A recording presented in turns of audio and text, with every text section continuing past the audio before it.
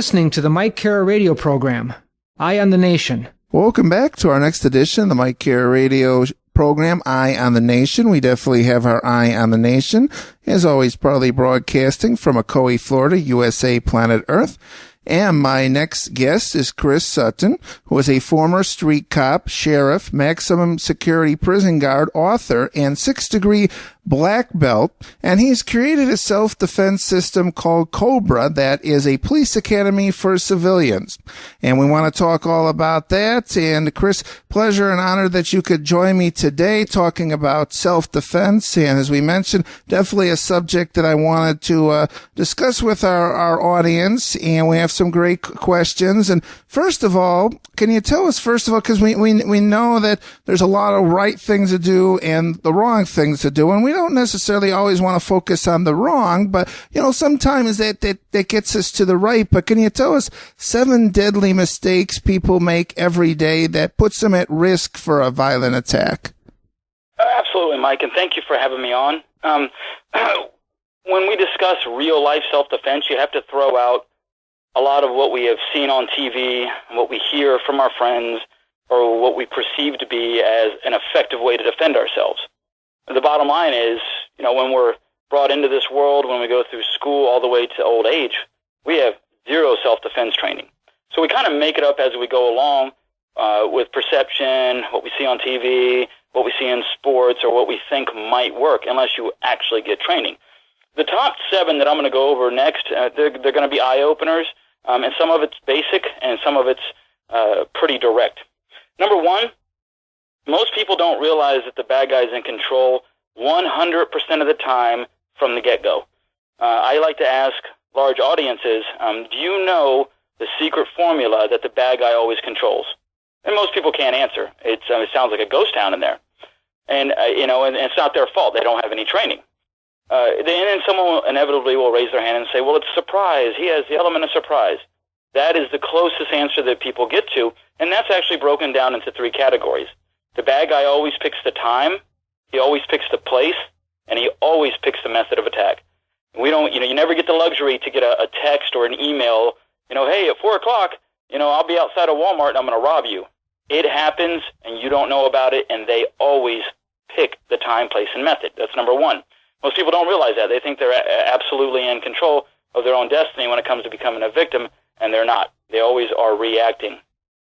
Number 2, not adjusting their time, place, and method for maximum personal safety. Now, we've just talked about the fact that the bad guy, he always picks time, place, and method. The 2 things you have control over are your time and your place. Here's an example. It's 3 p.m. I'm going into the grocery store. It's full of people. It's daytime. The parking lot's crowded. There's cameras everywhere. I feel pretty safe. 4 p.m. is the time. Place is the supermarket. Now, let's change our time. It's 11:30 at night. I'm leaving the supermarket. It's nighttime, so the place is the same. The time's a little different. That changes the entire formula. As a bad guy, as the hunter, I like 11:30 at night. I like the fact that it's really dark in the parking lot. You're not really paying attention, and you're walking out to your car with your head down, checking your Facebook status. That's me as the hunter, as the bad guy. So controlling your time and place, that's huge. When you tell your children, walk home right from the bus stop the way we told you to walk home, they might change their place by walking through the back alley behind little Johnny's house. Well, they change their place. At the same time that they change their place, which changes the formula and has a dramatic effect on the outcome of a lot of crimes. Number 3, placing your lives in the hands of social media. I cannot express to you how frustrating it is as a self-defense instructor that you see people in the head-down, status-checking or texting mode, and you are an absolute sitting duck. The first thing a lot of people do when they get in their car, they check their status. First thing they do at a restaurant when they sit down, check their status. They're into that cell phone. There's a time and place for that, but you really need to sit down, be aware of your surroundings, and not only that, it goes a step further. If you're posting pictures of your family online and then telling people when you're on vacation online, they know where you live, what your family looks like, what it consists of, what your address is, and when you're going to be in and out of town. Social media, it's frightening from a self-defense standpoint because it makes it so easy for the bad guy. No longer does he have to really walk by a house and check the doorknobs and check the mail and see if you're home. He just friends you on Facebook if he thinks you're good looking or you might have a nice car or a lot of possessions, and he waits for the perfect opportunity. And the perfect opportunity might be when John says every day, off to work, with his Facebook status, and I know as a bad guy he doesn't have an alarm system and he's at work and I'm going to go in and I'm going to rob this guy. So putting our hands in the lives of social media is one of the most dangerous things you can do. Number 4, we are in our vehicles almost every day of our lives. I know I'm in and out of my vehicle 3, 4, 5, up to 20 times a day. One of the biggest things you can do is what I call lock and relocate. Like I said before, when you sit in your vehicle, you are now a sitting duck. You need to be a moving target immediately. Why? Because the bad guy, he's already picking the time and place. Let's say you're an attractive female, and I watched you go in to the Hess station and pay for your gas. You're standing in line. Well, you come outside and you're sitting there, and you sit in your vehicle. You look at your status. You adjust your mirror. You put your lipstick on, or whatever it is you're doing. You make a phone call. You're sitting. I've already planned as the bad guy to approach you when you come out. I'm hoping that you don't drive off. The best advice I can give, and the best thing you can do, is lock that vehicle and relocate. Check your status at the first red light, or move to another parking lot, because you don't know who already has you picked to be their potential victim. Remember, we don't know what people are thinking. We don't know what their plans are. And if my car has been in the driveway all night or all day at work, and I'm getting off at 9:30 at night, the last thing you ever want to do is sit for another 8 minutes in that vehicle. I'm going to tell you a quick story.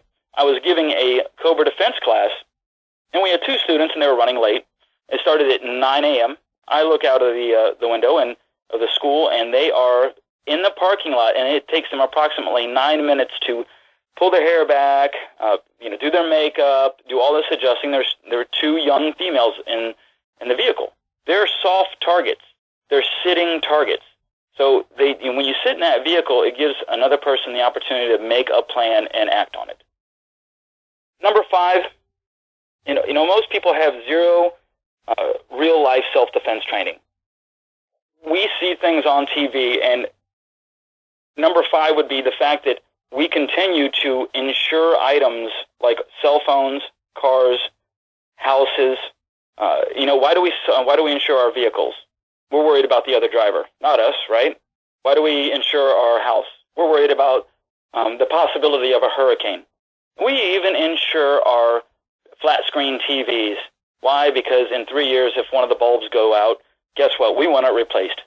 So we are insuring all these possessions that are depreciating as I'm talking right now. And one of the last things we put a priority on is ourselves. In kindergarten, there is no prerequisite for self-defense training, all the way through high school, college, or life. And you will constantly meet a stranger on a daily basis, if not hundreds of them on a daily basis, for the rest of your life.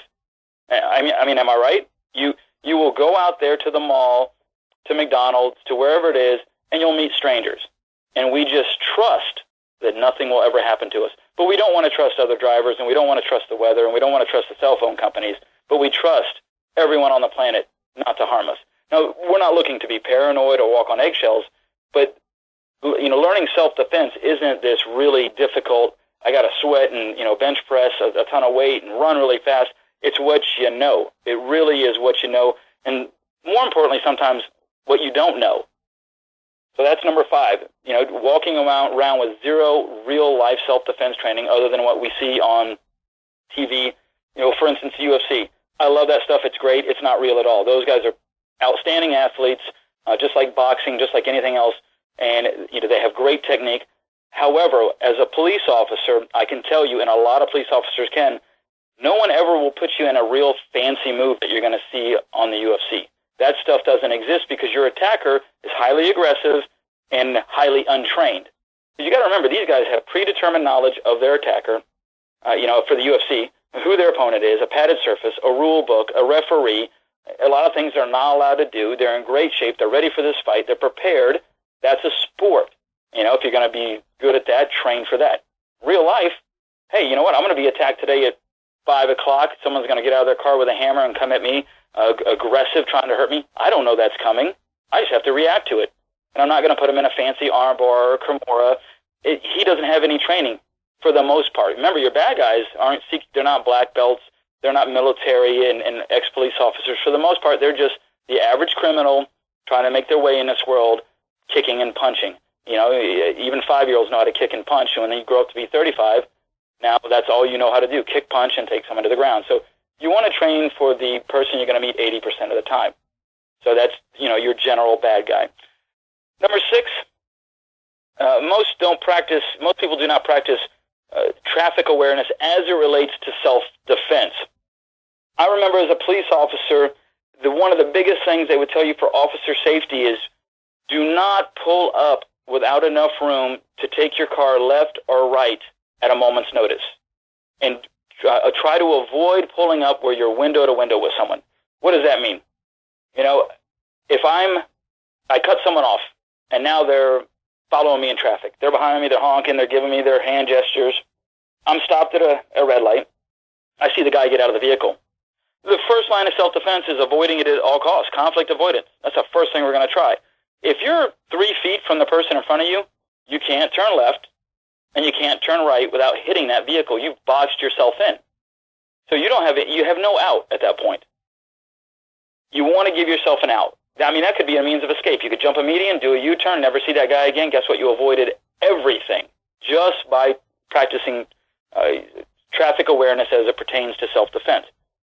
And what I mean when I say pulling up next to someone window to window, a lot of altercations or a lot of things are started with you pulling up next to someone who has bad intentions, maybe some young teenager or just some punk off the street who's used to bullying people, and he looks over at you and rolls the window down and gives you a hand gesture, and you're locking eyes, you get into a staring contest, and now he's following you.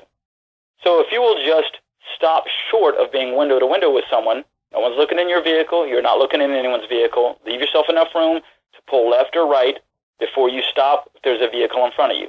That's basic traffic safety as it pertains to self-defense. Number 7, not understanding how to use everyday weapons.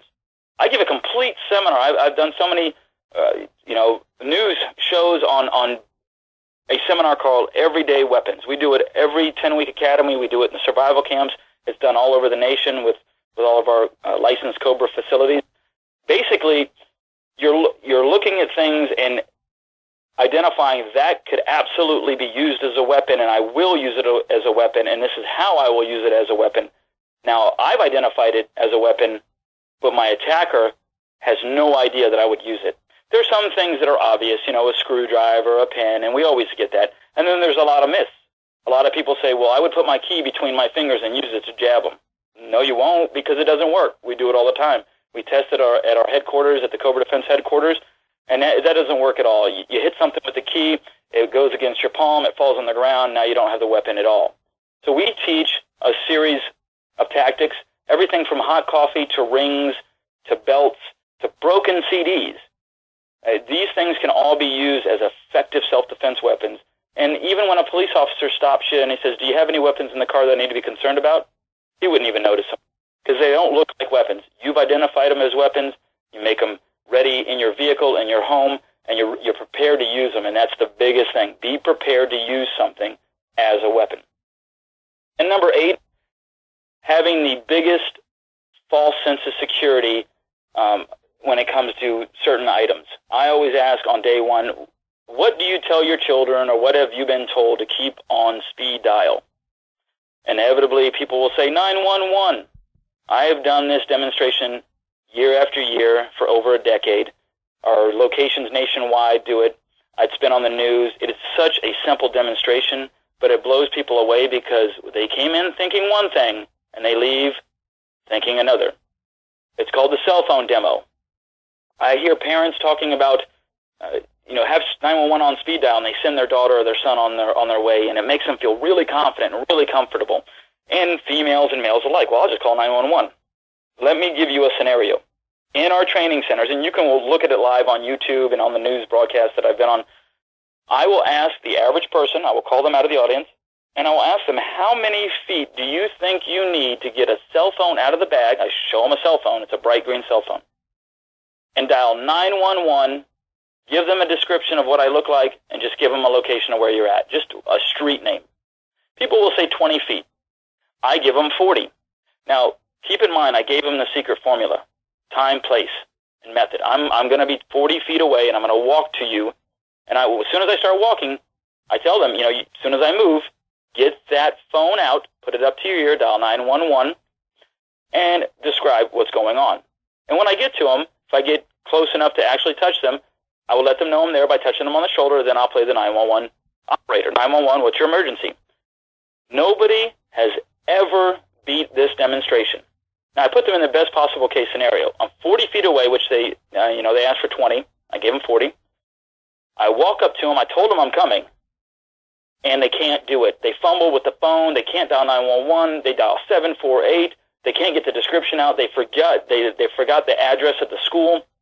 They absolutely cannot do it. That cell phone is useless and pointless in self-defense.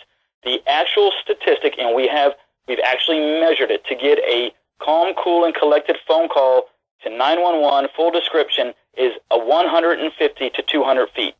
Now, you will never have that opportunity because altercations happen in rooms, by vehicles within 15 to 20 feet. So you'll never have that 200-foot warning. And not only that, when you get that phone call off, you have to spend 5 to 10, maybe 15 minutes with me, the bad guy. So you have to know how to defend yourself. Say you're the fastest person on the planet. You get the phone out, call 911 within 40 feet. I'm in trouble. The guy's got a black shirt, short hair. I'm at Sunset in US 19. Guess what? You still have to deal with me. I'm still in front of you as the bad guy. Because I know from a police officer standpoint that it has to go to dispatch, then go to the vehicle. And I might be stuck in traffic or at lunch. Then I have to hit my sirens. Then I have to find where you're at. All the while, you're being attacked. So you actually have to learn to use your hands, use your mind, and use every type of weapon around you just to defend yourself. And guns. Guns are the worst thing in the world to put your security into. And we'll talk about that because there's a question on the list that pertains to firearms. You're not as fast as you think you are. That concealed weapons permit is useless for a lot of people. Even most cops are killed by their own guns. The gun is not your friend. He doesn't pick one side or the other. He's completely neutral. And whoever gets it first, guess what? That's the gun's friend. Whoever pulls the trigger. I mean, it doesn't have a preference. It's just a tool, and a lot of people don't get that. So those are your top 7 deadly sins. Okay, Chris, we're going to take a quick break, and we will be back. My guest today is Chris Sutton from Cobra-Defense Systems. Today we're talking all about self-defense, and Chris has got a great program. It's called Cobra, and today we've been talking about a lot of different self-defense tips and tricks and ways to keep yourself the most safe. And basically what we're talking about kind of is all revolves around what is being taught in the Cobra Self-Defense system. So we definitely want to encourage everyone to check out Chris's website and get more information. Chris is going to be back in the future. That is guaranteed. And he is going to be offering us some maybe Halloween safety tips, Christmas safety tips, travel safety tips, hotel safety tips, and we hope that this will become a regular series. So we're very excited about that. You are listening to the Mike Kara Radio program, Eye on the Nation. We definitely have our eye on the nation, as always, proudly broadcasting from Ocoee, Florida, USA, planet Earth. And please stay with us for our next segment of this edition of our program today.